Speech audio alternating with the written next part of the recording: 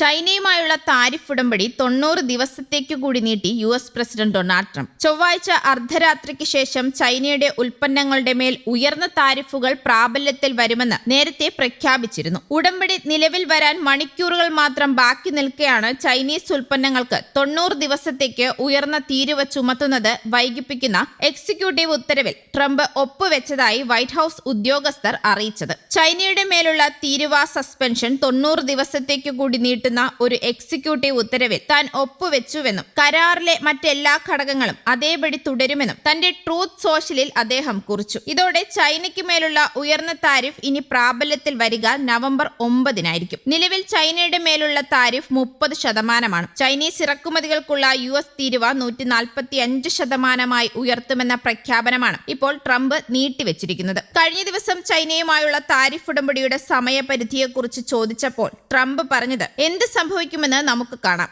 അവർ വളരെ നന്നായി പെരുമാറുന്നു. ചൈനീസ് പ്രസിഡന്റ് ഷീ ജിൻപിങ്ങും ഞാനും തമ്മിലുള്ള ബന്ധം വളരെ മികച്ചതാണ് എന്നായിരുന്നു. ഇന്ത്യയോടുള്ള തന്റെ കടുത്ത നിലപാട് തുടരുന്ന സാഹചര്യത്തിലാണ് ട്രംപിന്റെ ഈ നീക്കമെന്നത് ഇപ്പോൾ ചർച്ചയാവുകയാണ്. അതേസമയം ചൈനയെ പ്രകോപിപ്പിക്കാതിരിക്കാനുള്ള നടപടിയാണിതെന്നും ഇതുവഴി ഇന്ത്യയെ വീണ്ടും ഒറ്റപ്പെടുത്താനുള്ള നീക്കമാണെന്നും വിലയിരുത്തലും കുറവല്ല. ട്രംപിന്റെ അന്യായ തീരുവയ്ക്കെതിരെ ബ്രസീൽ, ചൈന തുടങ്ങിയ രാജ്യങ്ങളുടെ പിന്തുണ ഇന്ത്യക്ക് ലഭിച്ചേക്കുമെന്ന സാഹചര്യം നിലവിലെ ഇളവിലൂടെ ഒഴിവാക്കാമെന്നാണ് US കരുതുന്നതെന്നും റിപ്പോർട്ടുകൾ പറയുന്നു. അതേസമയം ഇളവ് രാജ്യാന്തര വിപണിയിൽ ആശ്വാസം സൃഷ്ടിക്കുന്ന വാർത്തയാണ്. 145% അധിക തീരുവ പ്രഖ്യാപിച്ചുള്ള US നടപടിക്കെതിരെ ബെയ്ജിംഗും കടുത്ത നടപടിയെടുത്തിരുന്നു. അമേരിക്കൻ ഉൽപാദകർക്കുള്ള റെയർ എർത്ത് കയറ്റുമതിയിലാണ് ചൈന നിയന്ത്രണം ഏർപ്പെടുത്തിയത്. മേയിൽ ഇരു രാജ്യങ്ങളും തമ്മിലെത്തിയ ധാരണയെ തുടർന്ന് ചൈനീസ് ഉൽപ്പന്നങ്ങൾക്കുള്ള ഇറക്കുമതി തീരുവ 30% കുറച്ചിരുന്നു. പകരമായി US ഉൽപ്പന്നങ്ങൾക്കുള്ള നികുതി ചൈന 10%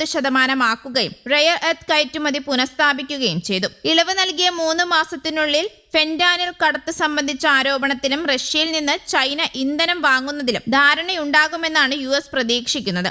ഒക്ടോബർ അവസാനം ചൈനയിലെത്തി കൂടിക്കാഴ്ച നടത്താനും ട്രംപിന് പദ്ധതിയുണ്ട്. കഴിഞ്ഞ കുറേ ദിവസങ്ങളായി ഇന്ത്യക്ക് നേരെ ഡൊണാൾഡ് ട്രംപ് ഭീഷണി ഉയർത്തുന്നുണ്ട്. റഷ്യൻ എണ്ണ വാങ്ങുന്നത് തുടർന്നാൽ ഇന്ത്യക്ക് മേലുള്ള തീരുവ ഗണ്യമായി വർദ്ധിപ്പിക്കുമെന്നായിരുന്നു ട്രംപിന്റെ ഭീഷണി. ഇന്ത്യ നല്ലൊരു വ്യാപാര പങ്കാളിയല്ലെന്നും ട്രംപ് നേരത്തെ വിമർശിച്ചിരുന്നു. യുക്രൈനിലെ യുദ്ധത്തിനായി റഷ്യ ഉപയോഗിക്കുന്ന ക്രൂഡ് ഓയിലാണ് ഇന്ത്യ വാങ്ങുന്നതെന്നും അത് നിർത്തിയില്ലെങ്കിൽ തീരുവ ഉയർത്തുമെന്നുമാണ് ട്രംപ് മുന്നറിയിപ്പ് നൽകിയിരുന്നത്. എന്നാൽ ട്രംപിന്റെ ഭീഷണി അംഗീകരിക്കാൻ കഴിയില്ലെന്ന് വിദേശകാര്യ മന്ത്രാലയം വ്യക്തമാക്കിയിരുന്നു. നിലവിൽ ഇന്ത്യൻ ഉൽപ്പന്നങ്ങൾക്ക് 25% അധിക തീരുവ കൂടി ചുമത്തിയതോടെ മൊത്തം തീരുവ 50%.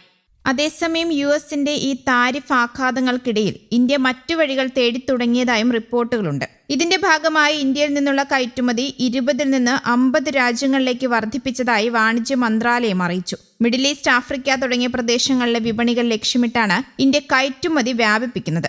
ഇന്ത്യയുടെ മൊത്തം കയറ്റുമതിയുടെ 90% ഈ പ്രദേശങ്ങളിലെ രാജ്യത്തിലേക്കാണ് പോകുന്നതെന്നും റിപ്പോർട്ടുകളുണ്ട്. News desk, Kerala Kaumudi.